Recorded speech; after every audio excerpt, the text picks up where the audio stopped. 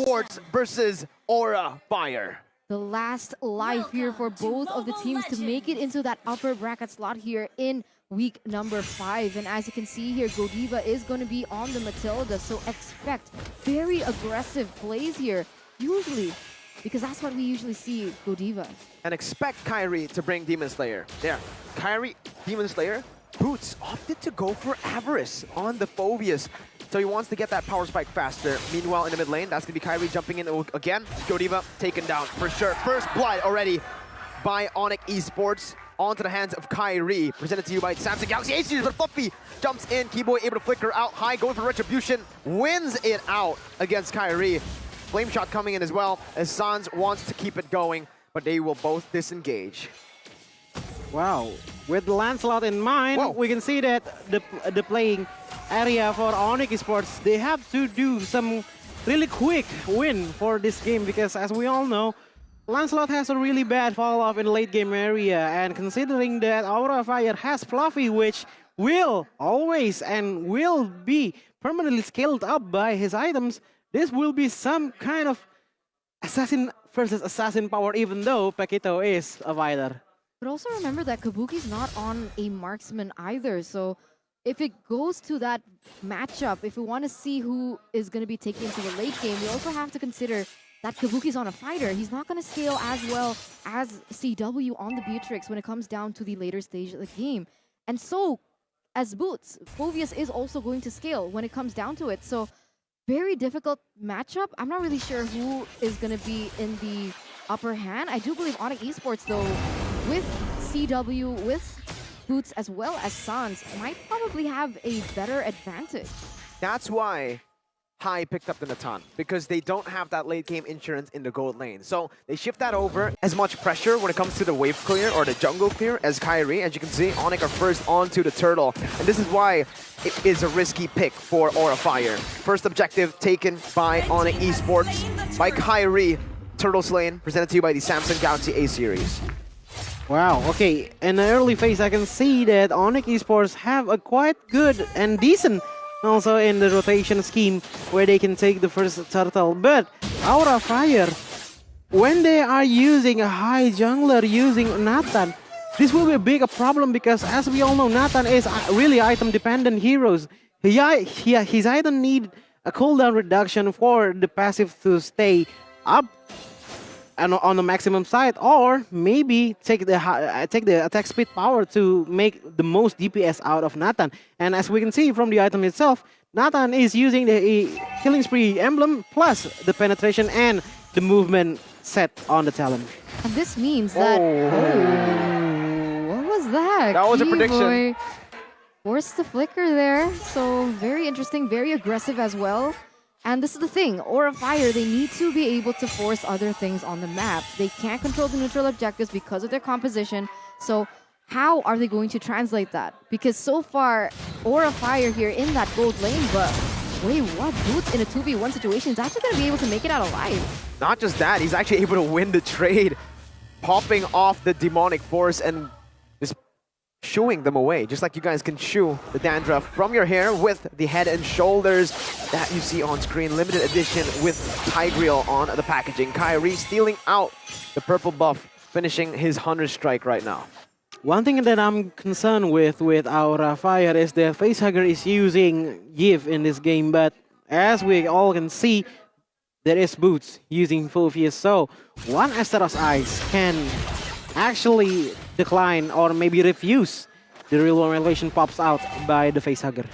Yeah, negation, that's going to be key when it comes down to those 5v5 team fights, but it seems like Aura Fire aren't actually going to look for a different trade on the map. They're going full throttle, setting up for this turtle. Real-world inflation popped in by both of the teams. Kabuki instantly canceling out, but Kairi wins the retreat battle. Boots now jumping in with the demonic force. That's going to be CW picking up a kill onto Godiva.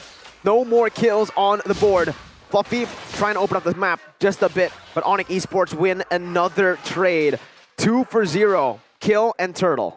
That's not good. ONIC Esports now with a 1,000 gold lead, and it wasn't just any kill. It was a kill for CW. That's not something that you want to feed, especially now that you see that he's able to win that top lane. But Kairi getting very aggressive here onto Natan, who he knows has very limited movement control. Ooh, okay, there's some waste resource on the Lancelot itself, but as we all know, it is actually needed to play aggressively against Nathan, especially in this early game, to make a stop on the Nathan's gold itself. And we can see that the gold gap between the jungler Lancelot and Nathan is not that high. It's just about 700 gold in a difference. But the item itself, no. There's no difference in the items, just only in the gold itself. But as we can see on the Aura Fire, Godiva is not doing so much in this game since he's always being poked by Keyboy. And whenever he is going to do some circling eagles, Keyboy is always defending Gift at this point. That's what you can expect from Keyboy. That's something, maybe that's one of the reasons why ONIC Esports have actually opted to move in Keyboy and take Samo out here in this game. Maybe they realized that Samo was playing a little too passively and they needed that aggression coming in. And you can see now already a play coming in from ONIC. Kairi already with a conceal play coming in. Kabuki is going to be able to dash away, but it all just sets up for the turret take. Beautiful movement from ONIC Esports, enabling CW to pick up the turret for free, but Fluffy waiting in the bush, goes over the knockout strike onto two members, dishing out a whole lot of damage, but he will be taken low. ONIC Esports on the run. Kabuki trying to run them down as well as he patches up onto Boots. Keyboy gonna get taken down. Demonic Force popping in, but Boots is gonna fall. Kairi jumps in onto the members. Kabuki still able to zone him away. CW jumps in with a flicker, not able to finish Facehugger off. Real world manipulation popped in onto CW, but he guns them down, sniping each one, picking up a wipeout and a triple kill. What? Did you see CW there? Woo! He was caught in that real world manipulation. He used his dash and he was able to use that last snipe onto Facehugger to take him down and prevent him from getting taken down himself. And that was insane. 5 members from the side of Aura Fire instantly eliminated. ONIC Esports pushing their gold lead to 4,000. And now with that, they are going to be able to get this turtle uncontested. Aura Fire now back on the back foot. He did not care at all about that real-world manipulation. As we can see, there are some damage that has been inputted to the CW himself, but well, he's just wagging around there and taking the runner and one shot through the Yves with 2 bars left, still can be taken down by CW, and that's a big momentum for ONIC Esports since they wiped out the entire team of Aura. Oh my god! CW, that's why you pick up the big tricks! Jeez! What's that? Mirko, 5-0-0 KDA here in the 7th minute. Oh my god, CW is popping off. You're not going to be happy if you're Aura Fire right now, because when you give this much space to CW, he pops off. Kairi also with a BOD. CW getting another snipe into Kabuki. Oh, this is dangerous. This is dangerous because Aura Fire's quote-unquote safety net was Kabuki. Kabuki to be able to dive into that backline, disrupt CW on that Beatrix. But even now, one Renner shot takes Kabuki to half health. So if he thought that that was achievable, it's going to be very difficult. He needs to itemize fast. This is some playground for CW. Even when we see Lancelot diving in, he's not going for the kill. He's just doing some poking damage when CW is the real finisher for the ONIC Esports. Absolutely. Here as well, you can see, right as you say, the finisher, CW finishes up that turret. Fluffy's trying to go for a trade. Oh, he might be overextending here.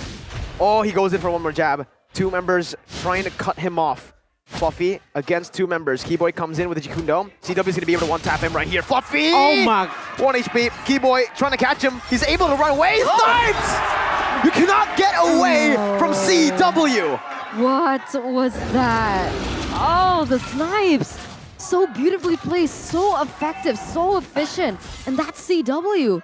We usually see CW not making these flashy plays, but man, his micro has really progressed here in MPLID Season 10. And now, ONIC Esports once again on the top lane will be able to get this Lord uncontested. Aura Fire, no solution whatsoever. This is the result when you let Beatrix used by CW. He's using his runner like he's using his Nibiru. Never miss a shot at all. In this game, as far as I can see, as far as my ninja eyes can see, he did not miss a damage at all using the runner. And even when we'll take a look at the items itself, using Blade of Despair, and then Hunter Strike, Malefic Roar, and then going through. I think it's about Blade of Heptasis that is going to be built by Beatrix. This is going to be quite a lot of damage, and since Kairi is not really good at late game potential because he's a Lancelot, using Beatrix as the finisher is a really genius thing for the ONIC Esports himself. And even when we see Cho in this game using Radiant Armor, Hercules Belt, Dreadnought Armor, and Leonard Jerkin, he is enough to dive in to the Aura Fire teams and then kidnap one of the players. Let's see right here, CW going for the siege onto the base turret with the Lord. Keyboy zoning the other members away with the G Kundo as well. They pick up the base turret in the mid lane. Kairi dashing in. Sans doing the same thing, but they are able to find one base turret with the Lord. That's very value. 10,000 gold lead here for the side of ONIC Esports, and they're gonna keep pushing with the mini waves flashing here in the top and the mid side. That's exactly what they're going for. Keyboy as well, gonna get knocked up twice as CW munches on the turret. Going for the turret shots once again. Kairi dashes in as well with the Thorn Rose. Kabuki jumping. Kairi doing the same. He's just styling on Aura Fire right now. 11,000 gold lead now, and ONIC Esports decide. That's it. We're backing off. Discipline. Dude, Lilas is insecure. Seeing a Beatrix can do a lot of damage to the turret without the minion at all. Just take a look at the damage at the top lane before. It's so big that CW doesn't necessarily need the minion to be pushed on the top lane. And we can see that Aura Fire, the only turret that left for the Aura Fire is only the bottom turret. And we can see that in 50 seconds countdown, the Lord is going to pop up, and this Lord is going to be enhanced, and this Lord will have an enhanced power to take down the base turret since two of the inhibitor turrets from the Aura Fire has been taken down. But one thing that I noticed is Sans in this game, he's not using quite a lot of his ultimate because back again, he does not have enough space to take the real relation from Facehager. The CW miss? He landed that runner shot onto high, and that literally just gave ONIC Esports the base turret down below.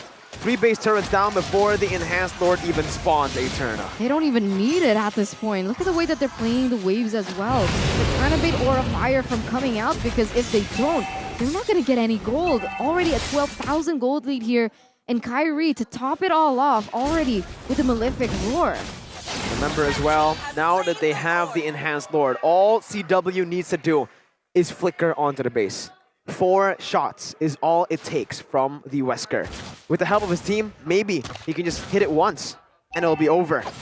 Aura need to stop ONIC Esports from getting into the base. With the enhanced Lord, how do they do that? Well, simple. They still can use Kabuki as a distraction, and maybe just to be sponge damage for the Lord itself outside of the inhibitor turret. But not only that, Facehager still have the real worm elevation. But the problem is, Facehager is using Impure Rage. And the condition for the Aura Fire, they are really pressed down so hard by ONIC Esports, which I don't know. Facehager, did he have enough items to make real worm manipulation make the Lord feels the pain? Because we can see that the items are not quite so good for the Aura Fire standpoint. Let's see, Fluffy already taken very low. Again, real world relation popped in, but it's going to be Kabuki who gets pinned down, taken out. Godiva jumps in onto CW. It looks like it won't happen for Aura. ONIC Esports stay on top, wiping every member, securing #1 for at least a week. What a dominant display in game #3. Beautiful.